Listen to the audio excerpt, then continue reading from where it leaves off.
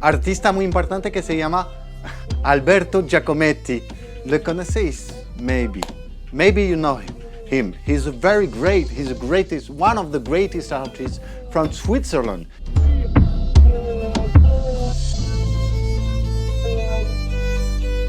Bonjour à tous, je vous parle aujourd'hui de L'homme qui marche.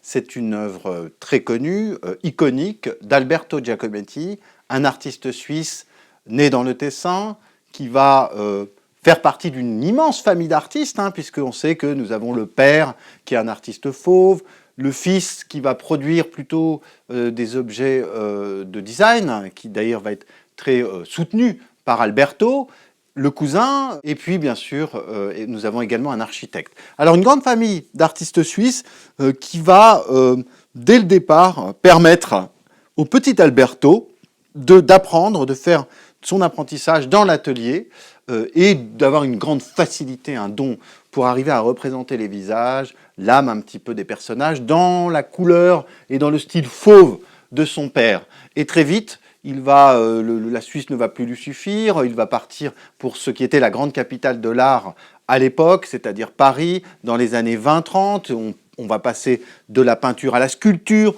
une sculpture très inspirée de l'art africain et du cubisme, au départ, avec des œuvres extrêmement, on va dire, synthétiques, une simple forme géométrique pour représenter une femme, un homme, etc.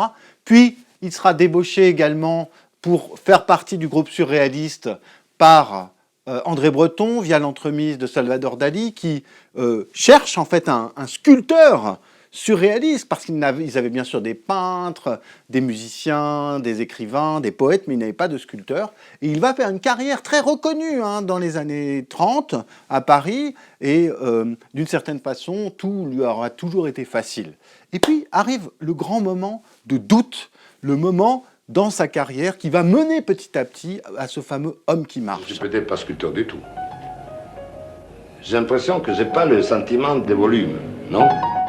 Quand Alberto Giacometti décide de remettre en question la totalité de son savoir-faire, ne sait plus dessiner, ne sait plus peindre, est dans une crise artistique et existentielle majeure. Il se trouve à Genève, à l'hôtel de Rive. Pendant 4 ans, il va fuir la guerre dans ce pays neutre, et il essaie de revenir à la figure humaine. Il va avoir pour modèle son neveu, qui vient tous les jours pour poser, et il va essayer d'arriver à l'essence même de l'individu, de l'âme, et il va sculpter, mais plutôt qu'en ajoutant, ce sera plutôt en retirant petit à petit de la matière, de manière à aller exactement au cœur de l'âme, en retirant plutôt qu'en ajoutant. Et petit à petit, ça va être tellement petit, il va tellement retirer pour aller vraiment dans la sobriété la plus grande et essayer de représenter ce qui est vraiment à l'intérieur, que finalement ces sculptures vont se réduire à peu de choses, pas grand-chose, peut-être une allumette en quelque sorte, et qu'évidemment c'est la grande crise artistique. J'ai commencé à faire de la sculpture parce que c'était exactement le domaine où j'y comprenais le moins. Alors, il fallait faire de la sculpture, et au fond, pour s'en débarrasser. En fait, je n'ai encore rien compris. Donc, je suis obligé d'insister. Il s'aperçoit qu'en fait, une sculpture n'est pas là pour être invisible d'une certaine façon, et il va falloir petit à petit trouver des solutions. Il va falloir trouver des solutions plastiques, comme le cadre, le grand socle, pour arriver à redéployer ces toutes petites sculptures et leur redonner une forme humaine. Et ça va être cette fameuse sculpture longiligne, peut-être cadavérique par certains aspects, et en même temps très sensible, très délicate, dans laquelle on retrouve donc la main de l'artiste, puisqu'on voit qu'il modèle la terre, et qu'on retrouve encore dans ces sculptures qui sont fondues en bronze. Et L'homme qui marche est véritablement, en 1960, on va dire le couronnement de toute une carrière qui n'a pas hésité à se remettre en question pour arriver au cœur et au fondement même de la fragilité humaine.